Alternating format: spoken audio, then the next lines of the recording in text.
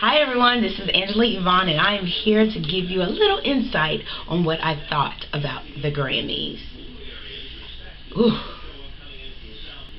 I almost fell asleep again just thinking about it.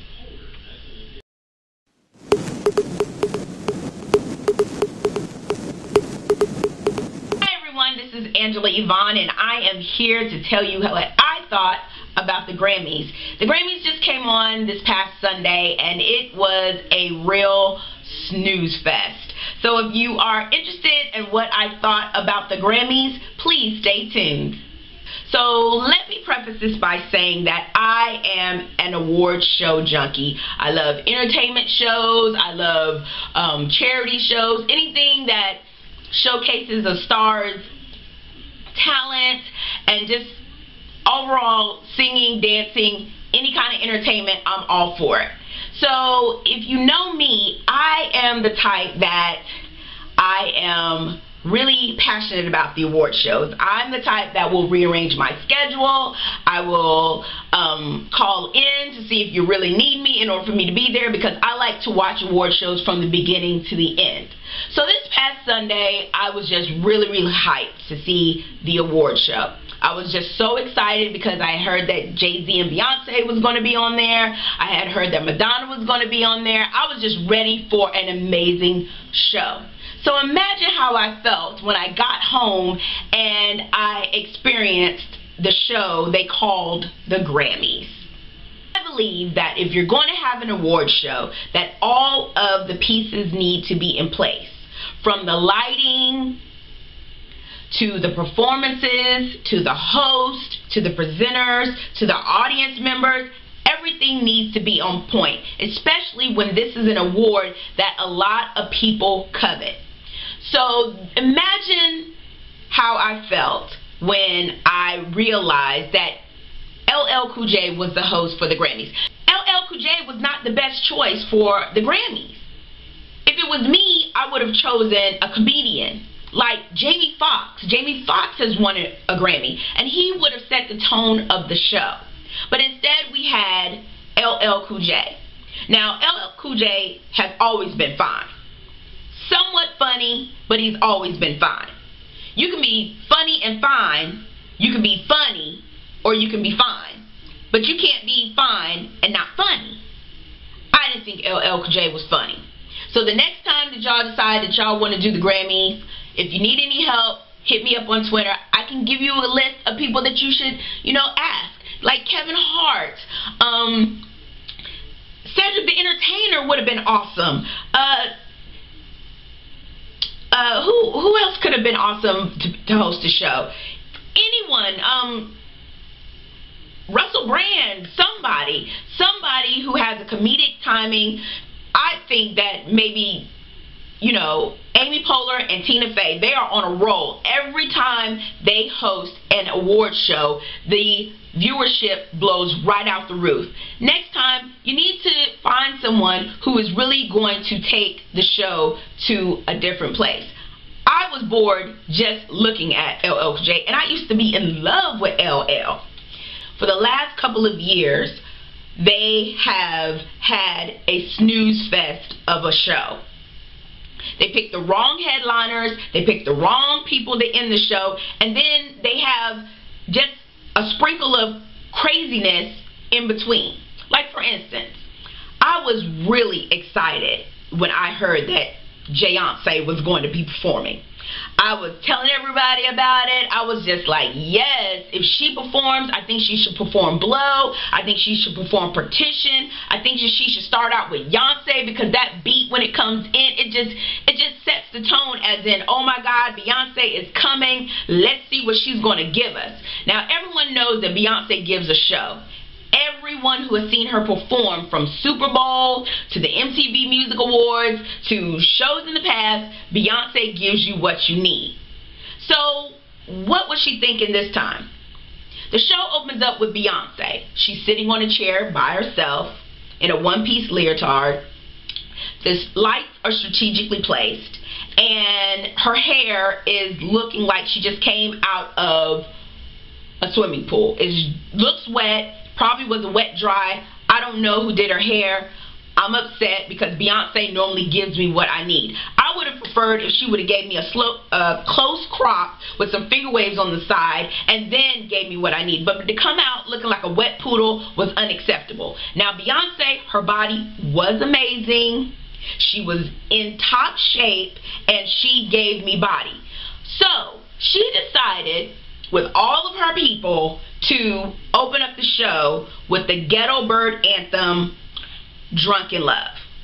And don't get me wrong, there's nothing wrong with being in the ghetto, there's nothing wrong, but there's certain songs that, you know, the little ghetto girls love to sing at the top of their voice, you know, just love and, oh, drunk in love, all of that, not necessary, not to open up a show. I was really upset about it because Beyonce just dropped an album that sold millions of copies, and you're trying to convince me that her team got together and said, you know what, let's drop Drunk in Love. Really? If you were going to do that, you should have did a remix. You should have did something that was hype because you were the headliner, and the headliner sets the tone of the show. So after all of that, Jay-Z comes out and he does his little dance, you know, surfboard, they gyrate on each other, you know, she's just giving body, she's just doing this, doing that. I didn't need to see that at the award show. I did not need to see that y'all are having amazing sex. We don't care. When I see an award show and Beyonce is a headliner, I need for you to drop and pop it. I need for you to just give me, oh my God, give me body. I need you to give me anything but Drunk in Love. So after that performance, I was just like, I just couldn't believe it.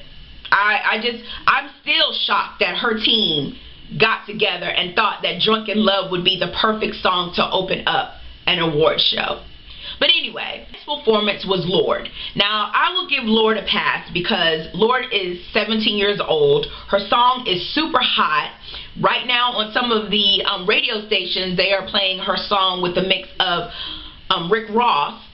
And it's an awesome song. She's, you know, she was dressed as goth. She had all this black stuff on her fingertips or whatever the case may be. Good show. But it was a boring set. You went from Drunk in Love to Royals. Those two beats together would not keep me on my toes for a 3.5-hour show. Now, I don't know if y'all are needing assistance. I don't know, you know, if nobody really wants to perform at the Grammys anymore, but Lorde singing Royals right after Drunk in Love just started to prepare me for bed. Taylor Swift performed her usual repertoire of song where she's talking about someone who has did her wrong, someone who has not remembered how much, you know, she loved them, or someone who, you know, just deserved to be burned at the stake. Whatever her songs are about, I love Taylor Swift, but Taylor Swift performed her song All Too Well. And in that song, she sat at a piano and she played that piano and she emphasized it with head nods and head bopping and throwing hair, thrashing all over the place. By the time she finished with her performance, I know she needed an Aleve and I know she needed a neck brace. And then to top it all off, at the end of her performance, she did not get up and say thank you. She just stared and scowled at the camera until they panned to the left. Now, Taylor, I don't know what you're going through. I don't know what your issues is, but you are a 23, 24, 25-year-old woman, and for you to still have this angst or this, you know, scowl about you, you need to be happy. You're a top-selling performer. You've gotten many Grammys. You're worth multi-millions of dollars. So I'm hoping on your next album, you're not talking about how someone has left you, how someone did you wrong, how you're unhappy, and you feel like you're never going to find love again. You don't need to find love. You need to be kicking it, doing your thing, and having a choice of anybody in the world because you're Taylor Swift. So I'm going to need you to get this oh my God, I'm just so upset that such and such didn't want me, so I'm going to write a song about it. I'm going to make money off of it. And then you become a pariah because no one wants to be with you because they know you're going to write a song about it. So Taylor, I'm going to need you to get yourself together. Robin Thicke in Chicago. Now, Robin Thicke in Chicago. When I heard that, I thought it was going to be an amazing set. And don't get me wrong, I'm not saying that it wasn't, but there were some kinds of things that might have fell in between the cracks. Like when you say Chicago, the first name you think of is their former lead singer, Peter Cetera. Now, Peter Cetera has an amazing voice. They had hits like Hard to Say I'm Sorry, Hard to Say Goodbye. They just had so many songs, and his songs are amazing. His voice is amazing. He had a hit song with Cher for the Karate Kid, and he just has an amazing voice. So when you think about the Grammys, you think of the Grammys being able to pull strings to possibly get Peter Cetera to join his former bandmates, come out with Chicago, have Robin Thicke sing some of their best songs, and then end up with Blurred Lines. Would have been a phenomenal show. But instead you had Chicago, well, the new improved Chicago, because you had a lead singer up there that no one knew who it was. The people who weren't raised in the 70s, early 80s didn't even know what Chicago was about. And you had them just singing songs on stage that lost interest from the first song that they started to sing. And most people were looking out to see if Miley's going to come out and pop it doing Blurred Lines. The next time y'all decide to do a duet with an old school act and a new school act, try to pull some strings to get them all together and have the original members, at least the original lead singer, because that would have been something that I would have wanted to see. Peter Cetera back with Chicago, awesome set. I would have been interested. Was a little disappointed, but they still sung pretty well.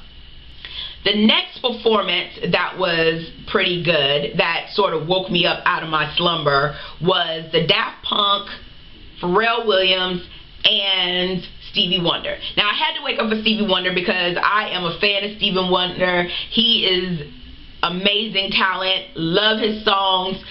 And that was one of the things that made me, be like, oh, well, maybe, they decided that they wanted me to still watch, so they brought Stevie out. And when I heard his voice, it changed my mind from wanting to change the channel. Performance that was crazy to me was the Macklemore, Mary Lambert, Madonna, Queen Latifah collaboration. Now, if you've been watching TV, you know that Queen Latifah married 33 couples Sunday night on the Grammys. Some were same-sex, some were, heterosexual, but they had a marriage ceremony in the middle of the Grammys with Madonna serenading Open Up My Heart to Open Up Your Heart, and they did a mashup with Open Up Your Heart and Same Love. It was weird. Like, it made me feel like you could not get another performer to perform for the Grammy, so you decided to just, you know what, I'm going to have Queen Latifah officiate 33 weddings and just have a big marriage ceremony in the middle of Macklemore, Ryan Lewis, and Mary Lambert performing. And oh, by the way, we're going to throw Madonna up in there with her pimp hat and her all-white ensemble with her cane. My mouth was open. Like, I'm like, who is running the Grammys right now? Like, those sort of things, I don't understand. There's going to be awesome memories. It's the first time that, couples have gotten married because they can. And everyone should love whoever they're going to love. People should be able to get married to whoever they want to get married to. But I don't want to see a marriage ceremony in the middle of an awards show. I just don't want to see it. It sort of just made the show go a little bit left when it should have been right. Another performance, and I'm not going in any particular order, another performance that was sort of just kept me a little interested was the Katy Perry performance. She performed Dark Horse with Juicy J. Now, Miss Katy tried to give you, sex in a witchy kind of way. She came out, she was in this bubble, she had on this cape, and it was just really dark and dramatic. And when Juicy J came out, she decided that she wanted to show us her pole routine. So they had these poles that were shaped into brooms in the back of the stage, and her dancers get back there and they're trying to give us a performance. Now, I don't know about you and the people who have seen the Grammys, but her performance was a little uncomfortable because the beat was here. Katy was here. I needed Katy to be here. You can't bring out Juicy J with the beat over here and you're over here. Next time, if you're not going to be on beat, Katy, I'm going to need you to stand still in front of your microphone. Or I'm going to need you to sing something else. I don't want you to sing Roar, because last time you sung Roar, you came out in this boxing ensemble that I really didn't catch the theme, and it was just really, really crazy. But next time, I'm going to need you to either practice a little more, or I'm going to need you to just stand still and let everybody pop and drop behind you. The next performance that I really enjoyed was the Kendrick Lamar and Imagine Dragons segment. Even though Kendrick Lamar did not win a Grammy, he showed his star power, and I thought that it was awesome. Macklemore recently sent out a tweet that he felt that Kendrick Lamar should have won a Grammy. And after his performance, I understand why. I love Kendrick Lamar. His wordplay is amazing, and he should have won a Grammy. Directors really need to take heed to the viewership of their shows. Now, the award shows used to be hype, like MTV Music Awards. You never knew what was going to happen on the red carpet. You never knew who was going to show up during interviews and presentations and all kinds of other stuff. Now, all of these award shows, they are getting subpar presenters, subpar hosts, subpar, performers. Don't announce that you're going to have an award show if it's not going to be exciting. I need excitement. If I'm going to take 3.5 hours out of my day to watch your show, I need excitement. So I decided to give you a couple of tips on what would make the award show a little bit better. Number one, your host. Whenever you're choosing a host, your host is like the ringleader of the circus. So if you're going to choose a host, I don't want to see LL Cool J. He just didn't fit. I didn't think that it was amazing. You need a comedian. A comedian will help the show flow better. It will, just keep people hyped and interested, because 3.5 hours is a really long time to be watching a show and you're wanting to go to sleep at the beginning of the show. Second thing, your performers. If you're going to have a headliner, no slow songs. I don't care if it's a rock song you start off with. I don't care if it's an R&B song, a rap song, something that's going to make me say, oh my goodness, the Grammys are going to be off the chain. I need to be watching the Grammys. This is going to be an amazing show. Slow songs just make people want to go to sleep. And if they're going to sleep, that means they're not really watching. So whoever's idea was to have all of these different slow songs, like, John Legend performed All of Me, and Keith Urban performed, and, there was another performance with Carole King and Sarah Bareilles. Even though that was my favorite song, Brave, I thought that their duet was slow and dragging. And Carole King is an amazing talent. She was the one who wrote You Got a Friend with James Taylor. An amazing talent, but that duet didn't make sense to me. Like, it wasn't hype. It wasn't, what would have gotten me hype is if they would have did a remix. Every time you remix a song, it changes the tone. It just makes everything better. Didn't enjoy it whatsoever. And the last thing that you need to pay attention to is social media. Social media is the way of the world right now. Everyone is on social media. What would have made it fun is if you would have incorporated fans in the show. Like, for instance, before you announce who actually won a Grammy in a particular category, you should have tweeted out who do you think is going to win? And whenever someone tweeted out, you know, Kendrick Lamar or Macklemore or whoever they thought was going to win, a random one should have been chosen, and at the end of the show, or before the ending of the show, you could have had a category of the people who should have won, or people thought should win. Something that would have made it fun and more interactive. The show was just, it was just, that's your job. You're supposed to make the Grammys the hottest ticket in town. And if you keep going the way that you're going, I'm going to have to boycott. And I am known for boycotting. I boycotted the BET Hip Hop Awards because of all of their foolishness. Never can get the mics right, never can get the lighting right. It's just a whole bunch of shenanigans. I boycott the BET Awards because, again, shenanigans, you know, delays, and just being unprepared. Just being unprepared is one of my pet peeves. You need to make the Grammys or any award show coming soon the best thing smoking. That was my recap. That was my rant of the 56th annual Grammy Awards. If you have any comments, please leave them below. Like and subscribe if you like this video. Tell me another performer that you enjoyed, and I will talk to you soon.